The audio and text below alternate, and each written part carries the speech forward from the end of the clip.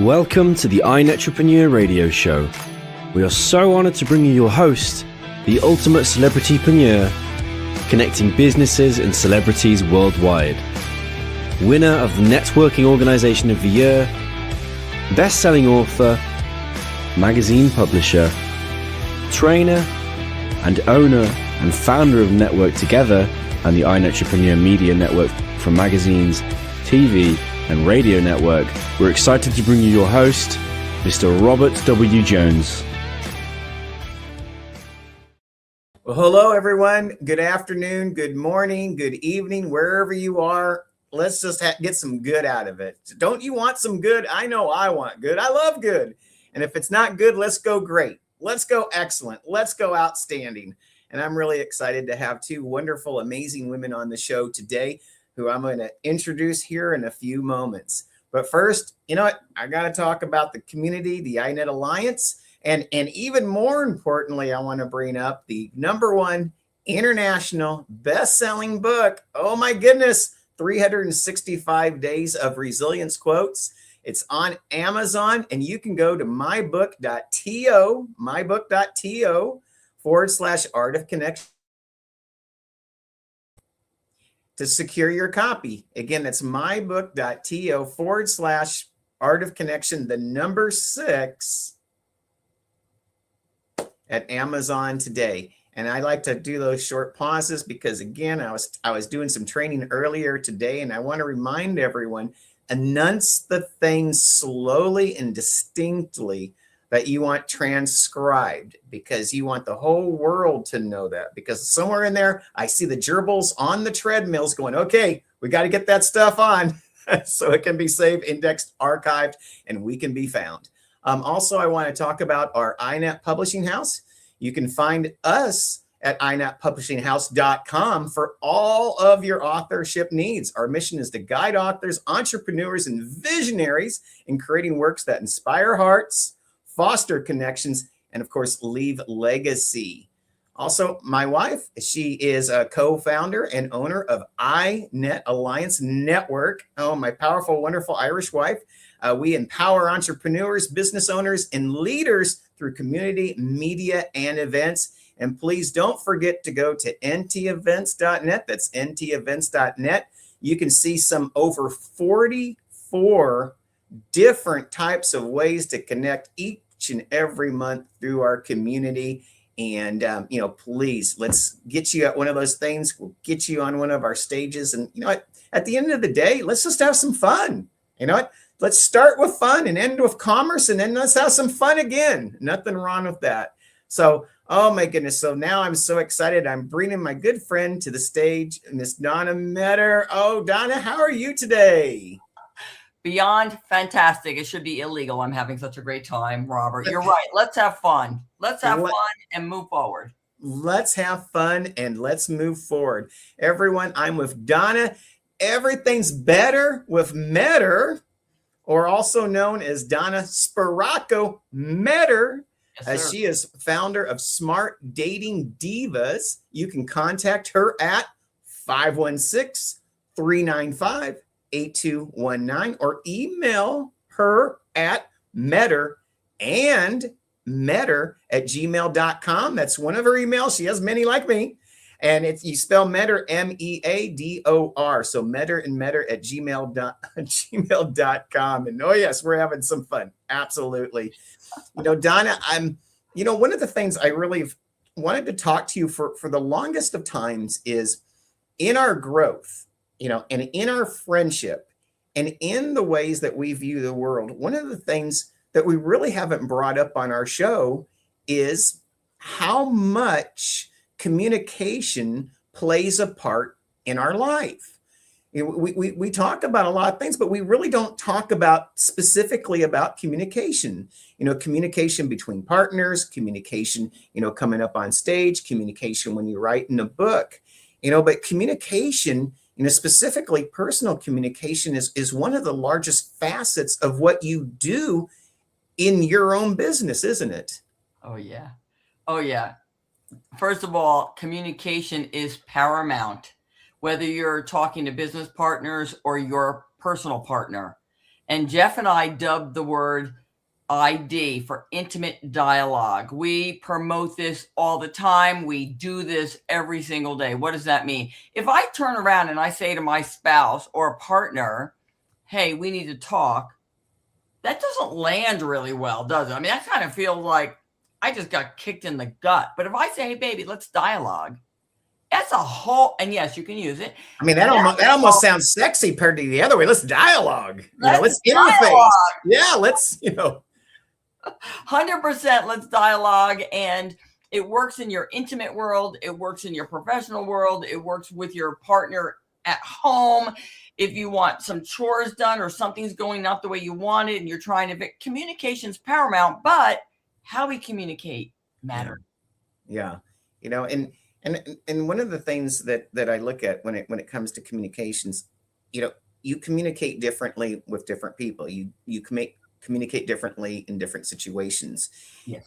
But the main place that I look at, and this is going to be different from Carolyn, who's going to be coming up in the next segment, you're talking about trust, between the home walls, between the apartment walls, between even the bedroom doors. Yes. And a lot of people, it's sometimes they kind of fall in love with what they want on the outside, but they actually don't know how to dig deep and establish great communication on the inside.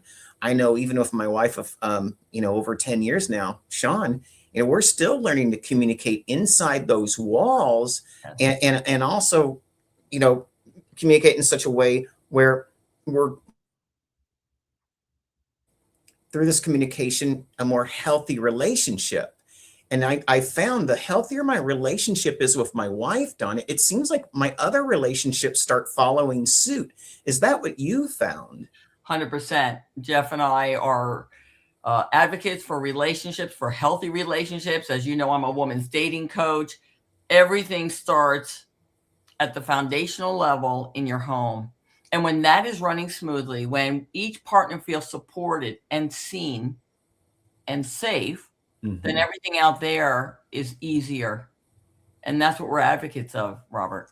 Well, and one of the things I actually came up with because of one of our shows that we were on at one time.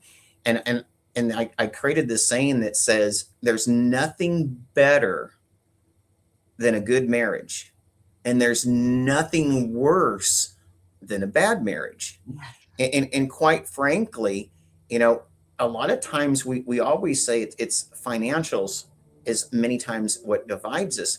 But in my opinion, it's the communication that breaks down that leads to the financial abandonment and the abandonment of the responsibility and the abdicating of the accountability that is a lot of that part. Wouldn't you say that's true? 100%. We are a couple who never turns the TV on unless maybe 3 times a year to watch a movie. We do not let ourselves get persuaded and detoured because we know what's important. And this was a fascinating situation. Since I don't watch television, one day, and this is about 2 years ago, Jeff came to me and said, hey, baby, you've never seen Scrubs, and I happen to have on CD a season. So I said, all right, let's watch it. It's 20 minutes an episode. So we sat and watched an episode for 20 minutes, and then we went let's watch another one. And then let's watch another one. So we watched 3 episodes in one night, and the rest of the week, we sat down to watch an episode. Now, the 5th day, and excuse my lisping, I have Invisaligns in. The 5th day was Friday, and we started talking and never got to the episodes. And I looked at him and I said, do you realize we would never have had this most amazing, valuable conversation if we were sitting on the couch watching the episode and we never watched it again? Wow. we lose those moments. People want to zone out, but we lose moments with each other, don't we, Robert? Yeah. And one of the things that Sean and I have to keep reminding ourselves is we're busy from the moment we get up, and we're busy all the way to the time that we're ready to go back and to sleep and start another day. Right. And a part of our changing is we've said we need to dedicate at the bookends of our day a routine that says this space is only open to us, not our kids, not our family, Right. not our friends, not even our animals. This space, well, the animals will nudge in sometimes, but you know how that goes. But it makes a world of difference. And what's been kind of crazy about that, as we've gone through this process and we've grown with this process, I really feel a void, a vacancy when we don't have it. Yes. And Yes. I think that's where that flow of love shows. And I think that you have to spend and share some time of that connective love each and every day, right? You just hit the nail on the head, Robert. So every morning we start our morning with meditation or prayer, and we do that separately, right? He goes up to his space and I have my space. We kiss each other goodbye. He goes off to work. When he comes home from work, it's about Jeff. I have dinner waiting for him, or I'm cooking it, or we're going to go out, whatever the story is.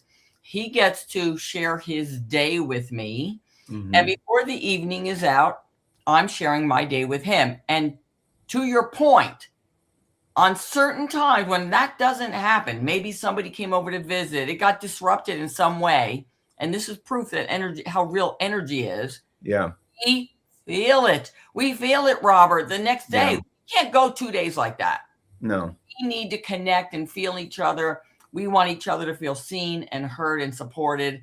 One day of missing that causes a disruption in our energy field. Isn't that amazing? Well, yeah. And that disruption, it's the same in my home as well. Yep. That disruption affects everything. And quite frankly, it affects my ability to do business even. If I am not aligned, if I'm not grounded, if I'm not feeling like I'm plugged into my partner.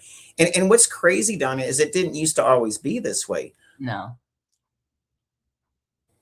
So well, let's say, just being on my own. But what's been really crazy is now that I've developed a life with someone and I really understand where two become one, and it's okay for two to become one because there's a synergy that transforms the single person if you're doing it right. And isn't that what you do? You don't just do things for women, you do things for the relationship of it all. And your return is transformation of the relationship itself, isn't it? Yeah, I'm so obsessed with this. I adore helping women understand their value when it comes to relationships. And men along the way have gotten a bad rap. And I'm here to support and see them as well. There are so many great men out there. And when I hear women say there's no good men or I don't trust them, I know there's deeper issues. So we unfold that. We have a lot of videos on our YouTube channel to help express the brilliance of a good relationship, because we all want a healthy relationship, right, Robert? I mean, that absolutely. Self-development, personal development, that requires raising our EQ so that we can connect on a different level. And boy, life is delicious when it's like that. And absolutely. And like I said, a happy home is happy everything. Yeah. A happy home makes a better business. A happy home makes better client relationships. A happy home, makes a better, dad, a better son, etc. It all stems from that center. I mean, a husband and a wife, if done right, are the sun of their universe. And, the brightness and the illumination and the energy that they irradiate from that or not, is what happens in all around. And that's what I love about it, because this relationship helps me create good business. But you have something, and I want to bring this out because I want to learn a little bit more about it. You have something called the SMART framework. And the SMART framework is something that you have started, and you do it with the SMART Dating Divas. And I kind of want to dive into, what is this SMART framework that you have developed, and how does it help women? Yeah. Oh, good. So good. I became obsessed. I talk to women everywhere. I don't care if they're standing online at the bank, we start a conversation, and 100% of the time, if they're single, whether they're widowed or divorced, the conversation doesn't fade. And I created a formula to help women understand before the fourth date whether to continue or not. Right now, this is for women who are looking for a sincere, long-term, healthy relationship. This is not for somebody who's just looking to have a good time. You don't need me for just have a good time. Everybody can go out and have a good time all by themselves. They don't. That's what Tinder's for, right? Right. Yeah, there you go. That's Right. that's the good time account. So we got you. SMART is an acronym. Yeah. Okay. And so I'm just going to share the first letter, which is S, standing for self. Why? Why self, Robert? Because becoming whole is the real love story. You can't be there in a healthy relationship if you haven't figured out what you're carrying, what past trauma, so go do the work, do the energy work. Look, there's so much information out for anybody to start digging in on any of social media platforms. YouTube is a search engine, and they can figure out and then go to healings, go to counselors, go wherever it makes sense for you to release your old baggage so you don't carry it to the future. So S is for SMART, is for self-love. And it's really, really hard because sometimes you have to work with a client. Sometimes it's immediate, and sometimes it really is a work in progress. I mean, we all have different loads of baggage, and we all have all different speeds of how we can unload that baggage. But I'm sure each and every woman that you work with, each and every one of them at least has to create some type of shift to help them move forward, right? Yeah, shift, self-love. Yes, they do. Now, they don't know. Like most people, what they say they want and what they really want are two different things, right? No, don't say that. Don't say that. No. And the biggest explanation I can give you is this. When I encounter women who say to me, I'm not dating because I don't trust men, just for example, and that's a big one in my world. Yeah. I know down deep, they're not trusting themselves to make the proper decision, to discern how to do it, to figure out what their past brought forward and why they say that. Why did they attract their last person to begin with, right? Because if we can take responsibility for our choices, then we're not victims anymore. Yeah. But as long as we keep blaming somebody else for the problems that we have, then we stay in the victim mode. And that's not where happiness lies. Yeah, and I remember we talked about programming once. We get in that same program, and those patterns keep repeating, and we keep doing it again and again. Yeah. And then all of a sudden we keep looking up and we keep looking around. I mean, this is true in business, it's true in personal. I mean, changing a program, damn it, is changing a program. And the only way that you're going to change the result is by, getting a new program, or at least modifying the current one. Yeah. And we get that sometimes in our dating patterns. And certainly sometimes even in our marriage. And sometimes it's kind of like one of those things where you don't see the change, but you can help people, calibrate their program so they can get back to that lifelong happiness place. And, tell us a little bit about how you do that and how do you identify that? Well, I don't know if I can tell you how to do that. It's such an intertwined path to walk, but sign up first for her program. Let me tell you, she'll help you do that. But yeah, exactly. You can find everything on my website, donnameador.com. But Robert, people mean well, and it's a scary world out there, especially later in life when we find ourselves single, whether it's because we're divorced or we're widowed. Mm-hmm. But I have a conversation with Jeff all the time. We talk every day, multiple times a day. And we both realized that he didn't realize that he was getting involved in personal development as he went through his life, made some wrong choices for his first marriage. He was a different person back then. Right. And then he started to self-correct through conversations with friends that said, hey, buddy, you're going the wrong direction, whatever. Then going to church. And then, so he was on his journey. I was on my journey that had more to do with the spiritual side of psychic and mediumship and that kind of thing, and discovered my path, especially after my late husband passed away.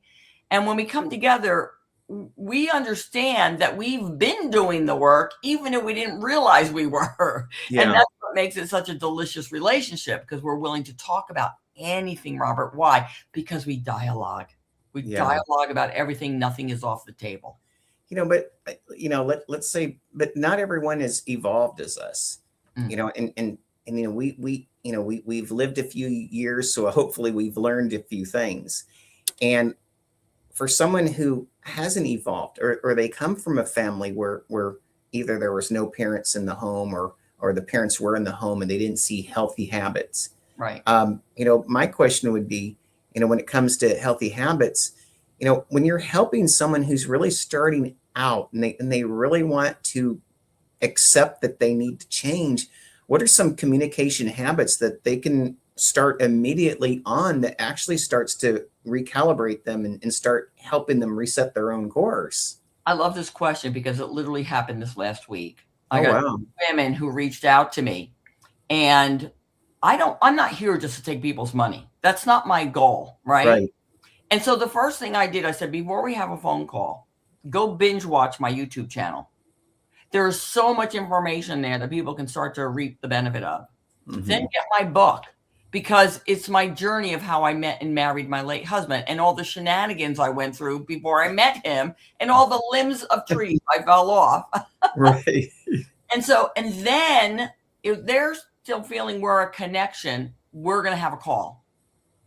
Because if they want to work with me one-on-one, now we're talking about a serious space. But if a woman is just newly divorced and she's not figuring out what she wants, go watch my YouTube channel and then read my book. Like, it's okay, because you're going to reap golden nuggets by doing both of those things as you prepare yourself for the path ahead. Right? Does that make sense? Well, I mean, what I'm hearing is part of it is you also have, in helping someone, also has to trust that they themselves are willing to put in the work. And so what I'm hearing is you're kind of testing them to see if they have the wherewithal to do these things, and then come back to you and say, you know what, Donna, let's start that conversation. That's right. That's well said. Great observation. I'm not here to start taking money from them, to start coaching them. They need to start preparing themselves. And we've all been there, right? So start to prepare yourselves, get yourself in the right mindset, watch the YouTube channels, read the books, not just my book, all the books, right? Get whatever makes sense. And then when you're feeling like, okay, I'm ready to get out there, let's have a conversation so I can help you understand what you say you're looking for. Yeah. And I will then start to train them on how to know before the fourth date whether to continue or call it quits. Dating should be fun. If it's not fun, my goodness, then you're doing it wrong. And so then I'm bringing it back. Let's revisit what we just did, because this should not be painful. Donna, one of the things that I want to ask you, and maybe you've thought about this, or maybe you haven't, but I've always wanted to ask you this. Is there such a thing as love value? Just such a thing as, are there certain values that people can actually kind of hang their hat on and say, like everything has to have, well, I don't want to say it like this. In many ways, we all value. Okay. And quite frankly, I'm sure different people value love differently. But yes. I think at the end of the day, no matter what, there's certain like universal laws, spiritual laws, metaphysical laws, emotional, mental, all that, that creates, something called love. And then there's the value that withholds that love up. Is there certain universal things that you found when you're working with your clients that almost seem to stand up as truth as you know it when it comes to people's love? I'll answer it, and then you tell me if I got it right, if I'm answering the right question. People are afraid. Mm-hmm. They're afraid to be vulnerable. They're afraid to be hurt. They're afraid to be scammed. They're afraid. They don't trust. So the whole thing is around safety, right? We all want to be acknowledged, recognized, especially men. They want to be recognized and supported. And we all both parties want to feel safe. So I help them get their mindset and their heart space aligned so that when they go out to date, they know what they're feeling or looking at. Did that make any sense to your question? Well, I mean, I think, one of the biggest values than what you're telling me is to get to the point of true love, you also need to get to the point of true trust. Yes, and self. See, because we don't trust ourselves, we don't love ourselves, we have worthy issues. Now, let me tell you something. I never thought, in my adult life, it never dawned on me that I didn't feel worthy. But as I continued my spiritual journey and my understanding of God's love, the way I feel it and see it and understand it, I now know how loved I am. But I would have never known this 10 years ago. I didn't know I was lacking my own personal value. So life's a journey, but it all starts with self-love, right? Because that's where the journey begins. It has to start here. Yeah. And I believe in many ways, you and I also have a model of love as well. I'm very close with my mom. I love my mom dearly. She's been an amazing person in my life. And I actually am at that point in life where I feel like I have a moral and ethical obligation to help bring the same type of modeling and what I found in my love that I've learned from my mom as you have with your mom. You have the most amazing mom, a miracle mom, part of the book, The Art of Connection. What I love about The Art of Connection is we have, up to 4 generations in the same book. And there's not very many books in history that have all those generations. And you and your mom, share the space and the art of connection together.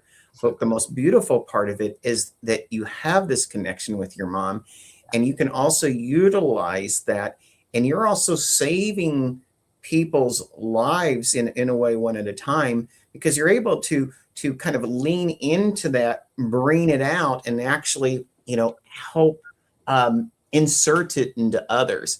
And I really love that you're doing that. And so my last question in our segment is, what is just one thing that you've learned from your mom, that you could share with us that you apply even each and every day? And if without her, you might not have ever had that one thing.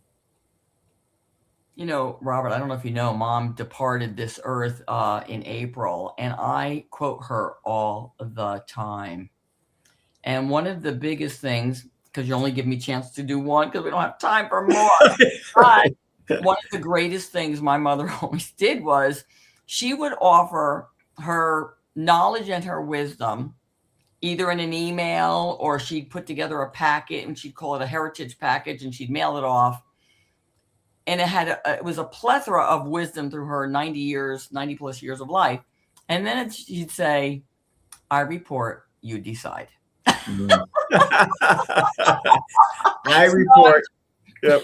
Now I'm doing that with my bonus kids. Oh, I'm passing the wisdom along, and I'm saying I report, which means we're staying out of the outcome. We're not in control. We're not trying to control them to do something. We're trying to plant our wisdom, just allow it to be out there in the ethers, and then let them digest it and figure it out for themselves. So, well, Donna, thank you so much for being here with me right now. But stay around, because I'm going to bring you back on as we have a time to reflect in our last segment. Everyone, I'm with Donna. Everything's better with Meador, Donna Meador, Donna Spiracco Meador. She's the founder of SMART Dating Divas. You can contact her at 516-395-8219. Again, that's 516-395-8219, or email her at meadorandmeador@gmail.com. Meador and Meador, spelled MEADOR. Donna, thank you so much for being on the show today. You are a rock star. Mwah. Thank you, Robert. Thank you.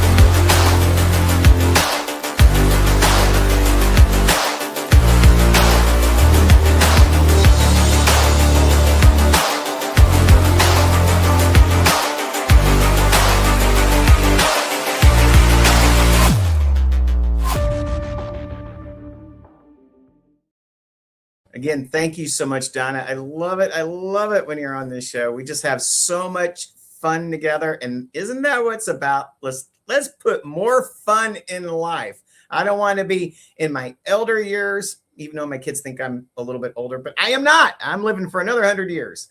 And I'm going to say, you know what? I had as much fun as I wanted in my life because I was determined to have that fun. My next guest on the show, I'm really excited to bring her on. It is Caroline Passmore. Hi, Caroline. How are you?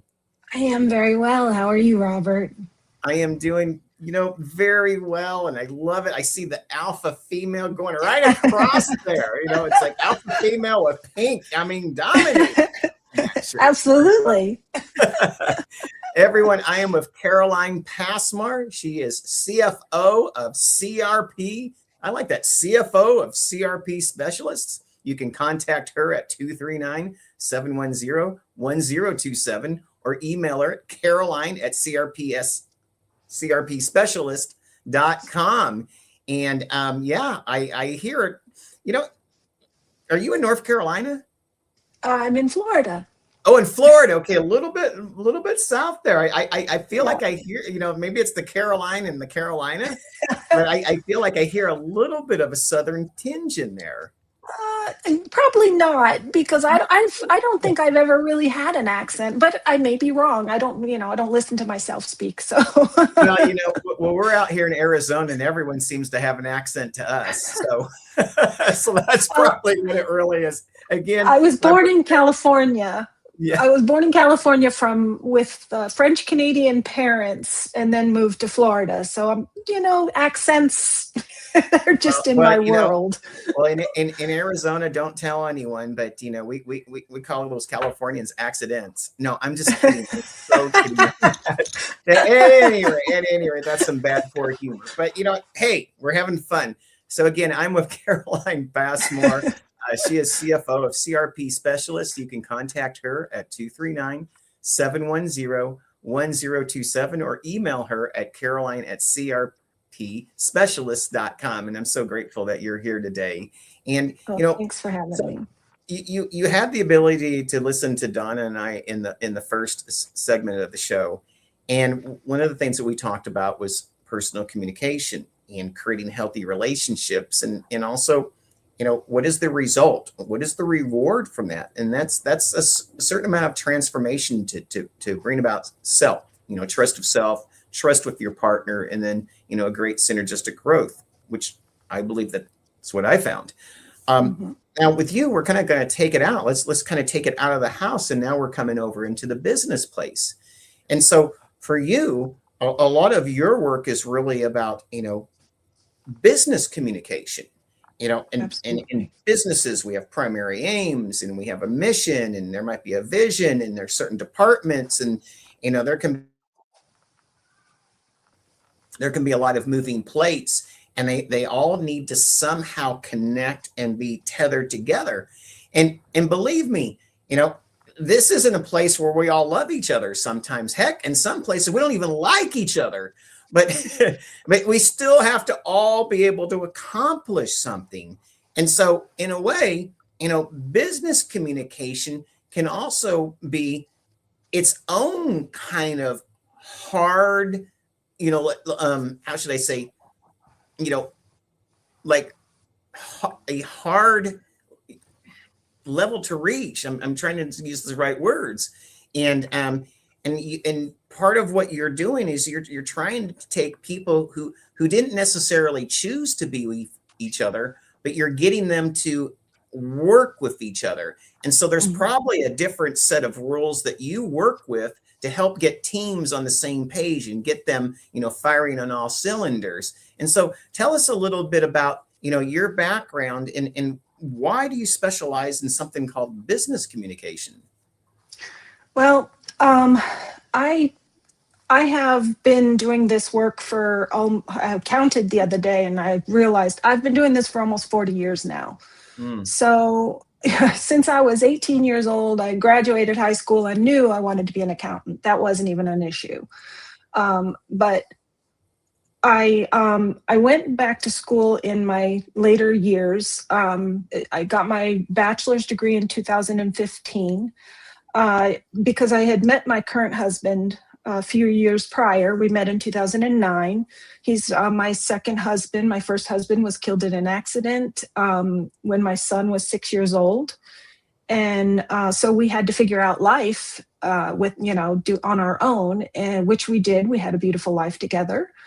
And but when I met my current husband and, we started trying to figure out what path I wanted to take, he's like, you need to go back to school. So we worked it out so that I could do that and work full time and still go to school full time.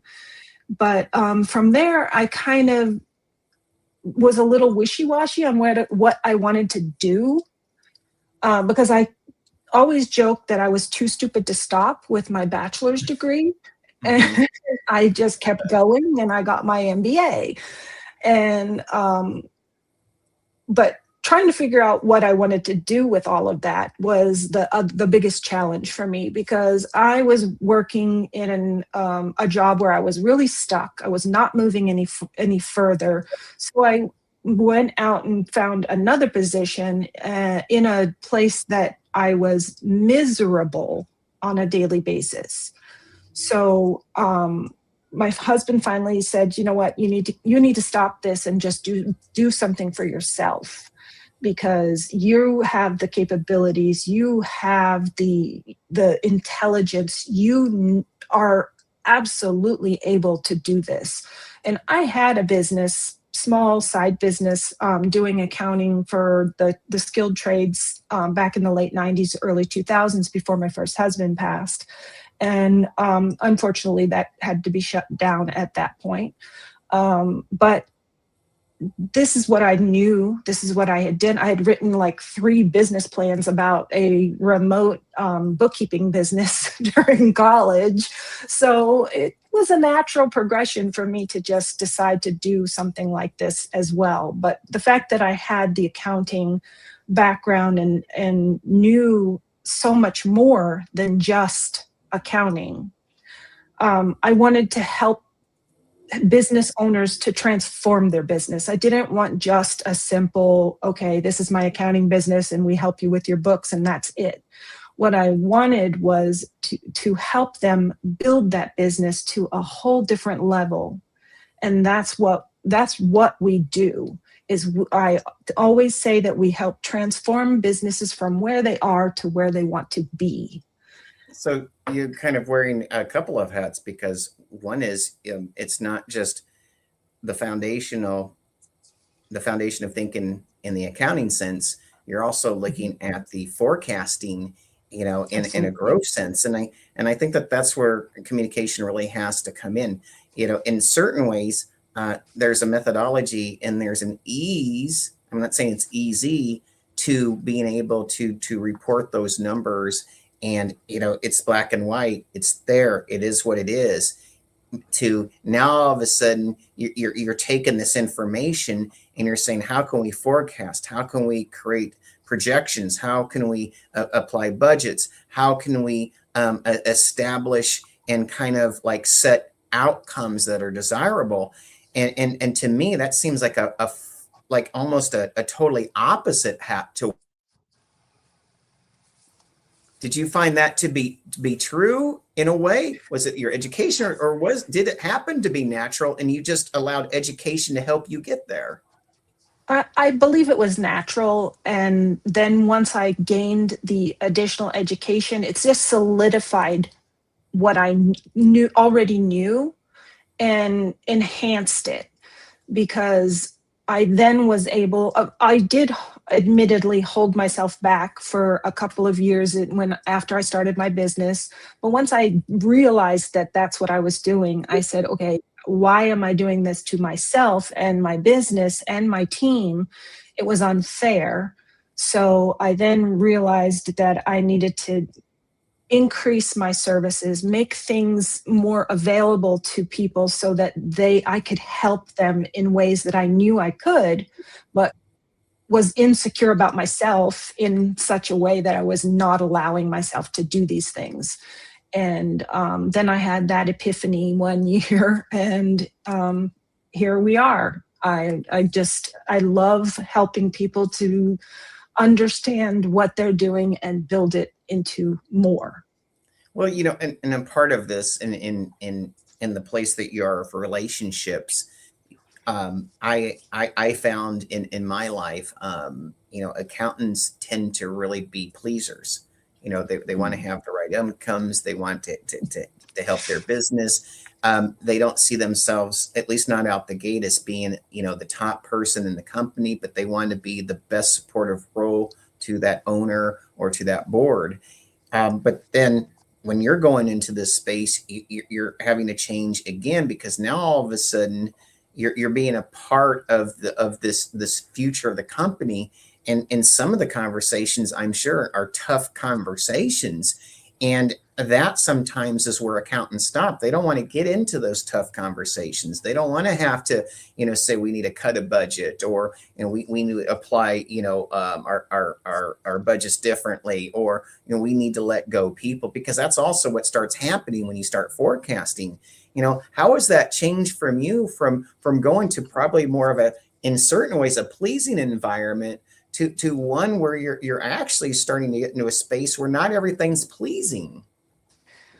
I think that's why I decided to specialize with nonprofits and skilled trades, aside from the fact that my degree is basically is cost accounting, excuse me, which is what I have, a CMA, which is focused on cost accounting. So the trades owners, business owners, are in general very ADHD. Yes. Their attention span is very short. And I know the audience I'm working with. And so I basically just use my mom's skills to speak with them and work with them to make them focus on what it is that I'm offering. Because sometimes you have to speak to them in a way that they relate to. So there's often times where I'm like, yo, pay attention to me, because I'm talking and I am the one that's telling you important stuff. And it's just the real way I have to be. And I just think of it as my mom voice, my mom attitude, and I'm helping them in a very solid way. Yeah. Well, I mean, and I know, because I have 2 of our 4 kids have ADHD. And one of the things I know firsthand is communication is very choppy, and communication isn't always sustained, and communication isn't always fully conveyed. And it takes a lot of time, effort, and energy to really draw those things out. So I can understand where you're saying, hey, listen to me, let me hear you, slow down, stop, let's figure this out. I'm sure there's a lot of time that you're really spending just kind of nailing down your client, because at the end of the day, it's still their business. And at the end of the day, your job is to help get them from here to there. But sometimes they're their own worst enemies, because if they are not fully communicating with you, you're not fully doing your job. And that's where I think that kind of toughness, Caroline, comes in. And that's where I see you've had to develop that, because you can't have communication breakdowns, because then you have company breakdowns, right? Correct. That is absolutely correct, and it not only will affect the business that I'm working with, it'll affect mine as well. And I don't want that to happen ever, because if they're not doing the things and paying attention to what I'm asking of them, continuing with whether it's providing documents, whether it's providing information, responding to emails, or completing our spreadsheet with the information that we're requesting from them, if that stuff is not done, my team is on hold. Mm-hmm. And that's unfair. So I am a big part of ensuring that that gap doesn't happen. Yeah. And the other places that I look at as well is, and I look at accounting a little bit differently, and I think that we all should. And, when I bring up dentist, or if I bring up landscape, or if I bring up car salesman, we all have these ideas in our heads of what they are like as people. If I bring up accountant, if I bring up bookkeeper, if I bring up CPA, if I bring up tax strategist, we all have this We all embody an image in our mind what people like that are. But what I have found is, in many ways, accountants who hold many hats, especially like in your CFO position, you have to learn how to both be courageous, and you also have to learn how to use any vulnerability as the time needs. What does courage and vulnerability play into your workspace in regards to how you apply it to your clients? Well, I've lived a life. I've had a lot of challenges in my life, but I overcame them, and I don't allow others to use to give me excuses. First of all, excuses are just not acceptable. Yeah. Tell me your reason for why something is happening or is not happening. Don't tell me an excuse for why it's not.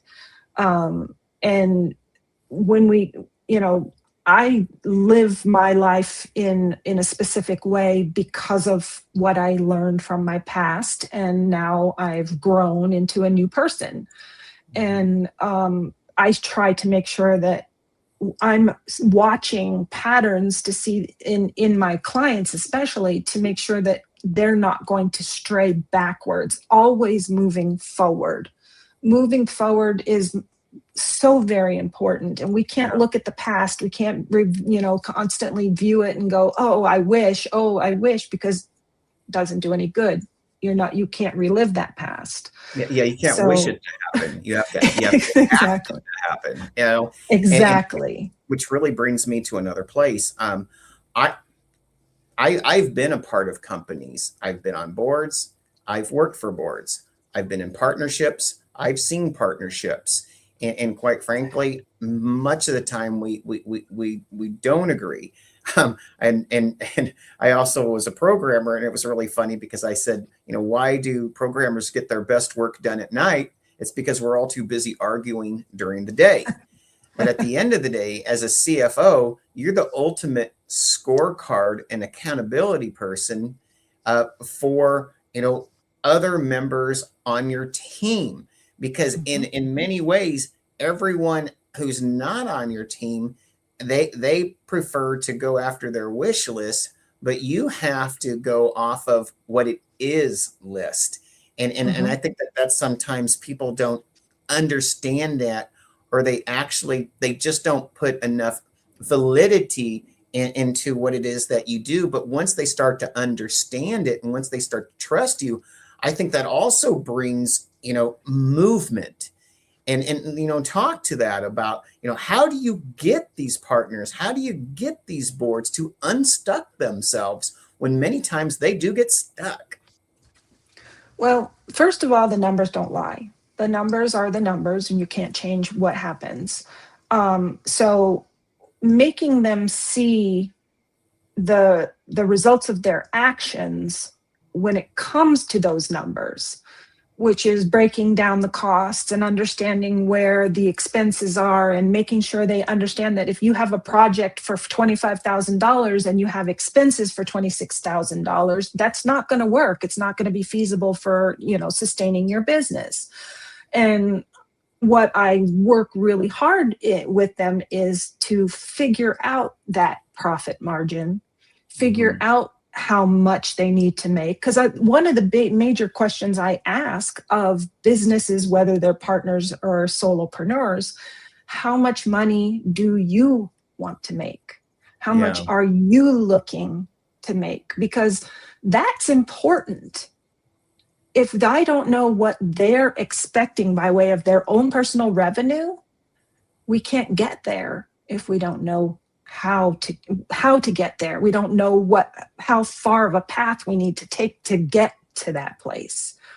So, and that's the same with partnerships, and depends on, of course, the percentage of the partnership. And I delineate every little detail between them. Listen, you need to do this to make this happen, and you need to do this to make this happen. So together, everything can happen. And because in reality, everything to do with their business is going to affect each of them. Yeah.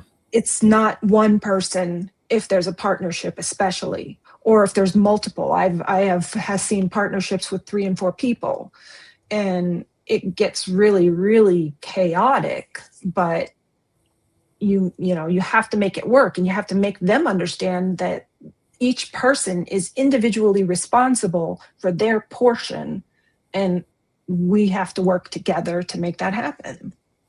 Yeah, I love that. And, and you reminded of me, I remember one time when Laura Landmeyer, Sharon Lecter was on our stage, and she said, Robert, the reason why entrepreneurs fail is they fail to know their numbers.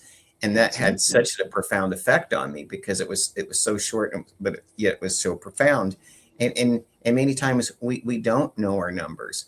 And so much of the time it goes back to like savings. It's like, it's great that we go out there and we market and we make money. But if we're spending more money, if we're spending dimes to get pennies, and we're not going to last in business very long. And I think a lot of people don't understand how to measure those margins, or look at their business as supporting what type of lifestyle that you want, and what type of value are you going to provide, and what way you're going to provide it. I think all of those things are, really important, for business owners, that they need to understand. Carolyn, you're amazing. I love this conversation, because I really don't get these conversations with accountants enough, because one thing I found in the Art of Connection book series, and it's really interesting. And, I've been able to read some 1,600 different passages in the books. And I found this especially with men, versus women. Women place so much value on who they are, and then men, much of the time, I see we put value on what we do, and sometimes, and I see why sometimes men have a different dynamic as partners than women partners, or men and women partners, because it's how we view ourselves. But no matter what, women or men, in our own God-given ways, you said something that I think is just so true. The numbers don't lie. And it's in those numbers that we really find our truth, and we really find, are we providing that value, or are we not providing that value? And I just want to thank you so much. And so what I'm going to do is I'm going to tell everyone again, I'm with Caroline Passmore. She is CFO of CRP Specialists. You can contact her at 239-710-1027, or email her at caroline@crpspecialist.com. And what I'm going to do now is I'm going to bring Donna Meador in here, and I just want to have just a little bit of talk. I mean, both of you guys are just so amazing in wisdom. And here, what do we talk about? Even though you guys kind of specialize in very different things, the bottom line is we were talking about transformation. We were talking about relationships. We were talking about communication. And we're talking about happiness, joy, and even whether it's the love for a partner, or the love of our business. And I think we hit on all those points today. And what I wanted to do, Donna, is, what are some things that stood out to you, about what Caroline just spoke about? Well, the easy thing, you got to know your numbers. And what I love most of all, I was back here going, yay, no excuses. We don't want to give excuses. We're victims. That's how I relate that, Carolyn. It was like, we're victims if we start giving excuses why something doesn't take place. Absolutely. That's fact. Yeah. And I felt my heart pang, because we're fellow widows. We're part of the club, and we're both remarried. So, Right. when again, you can relate to this. I talk to women who tell me they can't meet anybody else, or they're afraid to meet, or there's no good men out there. And here we got 2 widows who are remarried, and I'm assuming they're both lovely men. Absolutely. Absolutely. The best relationship I've ever had in my life, right here. So beautiful. And it's all based on communication. It is all based on communication. Dialogue. And I think that is a truth that whether you're young or old, we really need to understand that. One of the things I say is, technology can move at the speed of light, but relationships move at the speed of you. And you can't rush it. You can't rush a tree's growth, and you can't rush a person to love you. And so I think that's really important. And Carolyn, what's one or two things that was brought out in you on my conversation with Donna? Well, the fact that dialogue is so very important was such it's absolutely truthful. I saw so much of my own relationship and what she was talking about, that, how she relates to her husband, because it's so very important. We set aside specific time together and that is dedicated to not being in this office working, because it's important for us to spend time together. And that's really what I took from what Donna was talking about, because I felt a sense of relief knowing that I'm doing it right this time. Oh, I love that. That's beautiful, Caroline. Thank you. One of the things that I want to share that I learned, I kind of, saw, even though we didn't use it as a word, is really one, yes, having that respect for ourselves, but we're also applying a certain amount of boundaries in everything. Without those boundaries, we can't have a little bit of everything. We end up getting a little too much of something. Yeah. And so, having that morning ritual or an evening ritual or even oh my gosh, dare I say it? My own time ritual, right? Yes. That's something we didn't really touch upon too much. Don't we need a little self-time, Donna? Yeah. Yes, we do. And every day, I told you what my thing is for Jeff when he comes home, because I'm so appreciative of what he does. So I can be here with you, right? And when he comes home, after we've dialogued, we've eaten, I say to him, do you need time at your desk? Because he needs to zone out. Yeah. And he says, yes, I need an hour. I said, well, go have a good time and do whatever. And I'm cleaning up and I'm doing the housework stuff. And I'm loving every moment. My mother said, you're a homemaker. I said, I'm a homemaker. When did that happen? I love it. I love it. I love that. And what about you, Caroline? I mean, you also have to have some space for yourself as well, right? I do. And most of it is spent inside this office, because I share my office. You see this little thing here. That's my bunny rabbit's hutch. So I share my office with my bunny rabbit. But, because my husband is retired, he's retired disabled. So he's there and he takes care of everything in the house. He does all the laundry, the cleaning, the cooking. I get my lunch at 12 o'clock or 11:30 and he says lunch is ready. So I don't have to do any of those things, because I am working on building this business. And he knows that in the end is the important thing. I love that. I take time to go run errands every couple of weeks or so, but the majority of the time that we have is spent apart. So together is better. It doesn't matter if you're in the same house. If you're not connecting, there's a difference, right? Mm-hmm. And I can get any free time I want to go out on the patio, hang out in the sun. I'm the lady of leisure up here, but I'm so busy.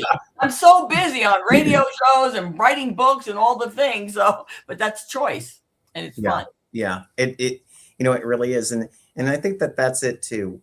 We've reached that stage in our life where, we finally learn that we have choice. Yeah. Yes. And we can either exercise that choice, or we can decide not to use that choice and abdicate it to someone or something else. Yeah. But that's what I love about living this thing called life, is we get to, at the end of the day, learn from it if we choose to do so. Oh my goodness, ladies, thank you so much for being on the iEntrepreneur radio show today. You guys were a treat, even though it seemed like you guys did things that are so different from each other. There is more commonalities, there's more similarities, and there's more synergy to what you brought today than I could have ever imagined. I want to say thank you so much for being on the show. And you know what? We might have to do it again sometime. Thank you both. Absolutely. Thanks so much. Robert. Keep up the great work. You've been watching the iEntrepreneur Show, a production of the iEntrepreneur Radio Network, with host Robert W. Jones. Join Robert each week as he visits with new and exciting guests who inspire, teach, and mentor entrepreneurs worldwide. Follow Robert each Thursday at 1:30 p.m. Pacific, 4:30 p.m. Eastern, and 8:30 p.m. Greenwich Mean Time.